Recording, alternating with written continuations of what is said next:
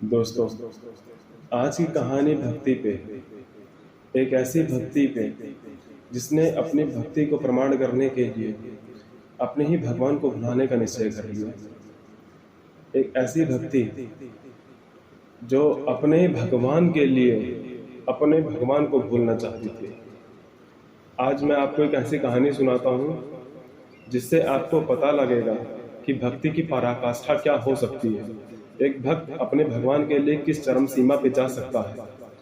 तो बिना किसी देरी के आइए कहानी की शुरुआत करते हैं।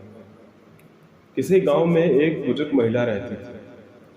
उसकी कोई संतान नहीं थी। उसकी स्थिति ज्यादा अच्छी नहीं थी।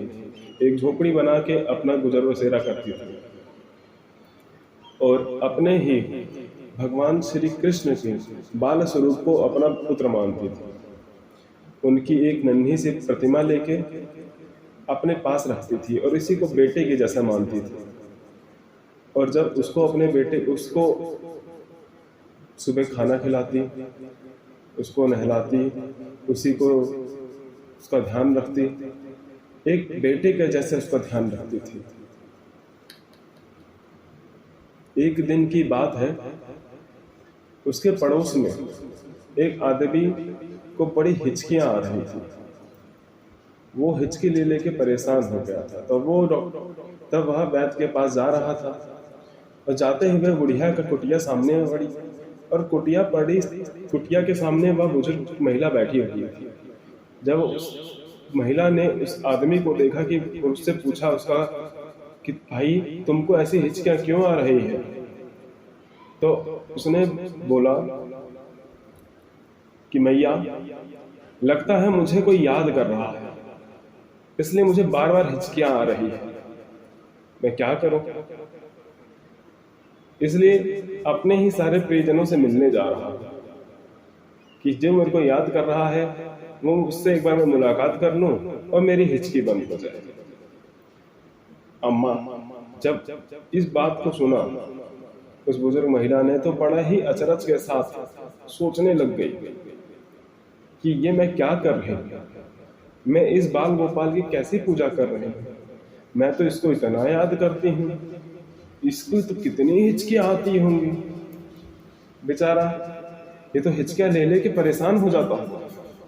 अरे मैं इसे प्यार कर रही हूँ कि इसको दुख पहुंचा रही हूँ।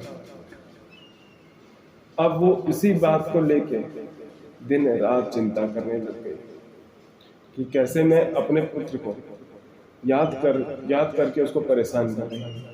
पता नहीं कहाँ होगा, किस अवस्था में होगा। उसकी हिचकियां रुक भी नहीं रही होंगी। पता नहीं किसी वैद्य को दिखाया या नहीं दिखाया। बस यही सब सोच सोच के वो परेशान हो रहे थे। तब उसने एक निर्णय लिया कि आज के बाद वो अपने भगवान को याद नहीं करेगा ताकि उसकी हिचकियां बंद हो जाए। लेकिन ये उस बुजुर्ग महिला के लिए, उस भक्तन के लिए इतना आसान नहीं था कि वो अपने उस भगवान को, जिसको अपने बाल स्वरूप को, अपने बेटे को भुला सके। वो दिन रात अपनी कुटिया के बाहर ही बैठी रहती थी, क्योंकि कुटिया के अंदर तो उसके बेटे की प्रतिमा रखी थी। अगर वो कुटिया के अंदर जाती तो उसकी प्रतिमा को देखकर उसको उसकी याद जरूर आती। उसने कुटिया के अंदर अपने बाल गोपाल को ही अंदर रखा कि कहीं बाहर कहीं उसको कोई दूसरा जानवर उठाना ले जाए। छोटा सा बाल का बच्चा है, वो बुजुर्ग महिला उसको छोटा सा बच्चा ही समझती थी, क्योंकि उसके पास बाल गोपाल की ही मूर्ति थी। वो छोटे से बच्चे को अपने पास रखती थी, उसको अंदर बिठा के दिन भर बाहर बैठी रहती थी। एक बार की बात है, वो बाहर बैठे बैठे उसकी आंख लग गई। वो अंदर नहीं गई। उसको अजीब सी आवाजें आई अंदर कि जैसे कोई रो रहा, अपनी माँ को पुकार रहा। जब अंदर जाने के लिए तैयार हुई कि अंदर जाऊं कि ना जाऊं, तभी उसने सुना कि आवाजें बंद हो गई। तो उसको लगा कि बालक शायद मेरे को याद नहीं कर रहा है। उसकी हिचकियां बंद हो गई। तभी बाहर एक व्यक्ति ने उस बुजुर्ग महिला से बोला कि मैया, इस गांव में सियार बहुत आए हैं जो छोटे बच्चों को या फिर हिरणों को, छोटी छोटी गायों को अपना शिकार बना रहे हैं। कृपया करके अंदर जाएं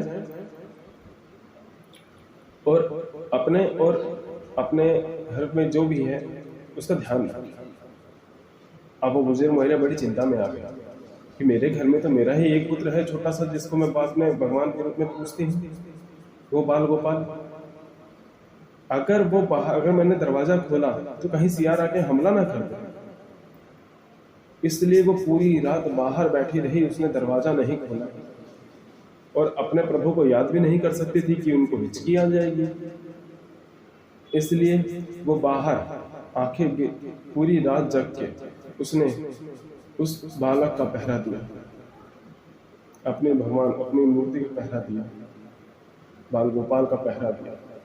जब वो सुबह उठी तो उसके कमरे में भगवान की स्वरूप बाल गोपाल की मूर्ति से एक बच्चे की रोने की आवाज आई और वह आवाज महिला ने जैसे ही सुनी वो अंदर गया और उसने देखा तो वहां कोई बालक ही नहीं है। जब उसने पलट के देखा तो वो आवाज तो उसकी मूर्ति से आ रही है, उस नन्हे बाल गोपाल से आ रही है जिससे वो पूछती थी, और वो बोल रहा था कि मैया, ओ मैया, तुम मुझे छोड़ के कहाँ चली गई? ना तुमने मुझे खाना खिलाया, ना मुझे नहलाया, मुझे भूख लगी है मैया, मुझे खाना चाहिए मैया। उसकी इस बात से भक्तन की आंखों में आंसू आ गए और वो सोचने लग गई कि हे प्रभु, मैंने तो आपको याद करना छोड़ दिया था, लेकिन आपने मेरे को याद करना नहीं छोड़ा। ये एक ऐसी कहानी है जो भक्त और भगवान के बीच में ऐसा प्रेम संबंध बना देता है जो सबसे ऊपर है, इससे ऊपर कुछ नहीं। दोस्तों, मित्रों, अगर आप भी भगवान को अपने किसी सगे संबंधी, माँ बाप, भाई बहन, मित्र, किसी भी रूप में पूजते हैं, किसी भी रूप में चाहते हैं, किसी भी रूप में मानते हैं, तो वो आपको उसी रूप में मिलेंगे। आज की कहानी इतनी। हम अगली बार एक नई कहानी के साथ आपके साथ पेश होंगे, एक नए भक्त के साथ।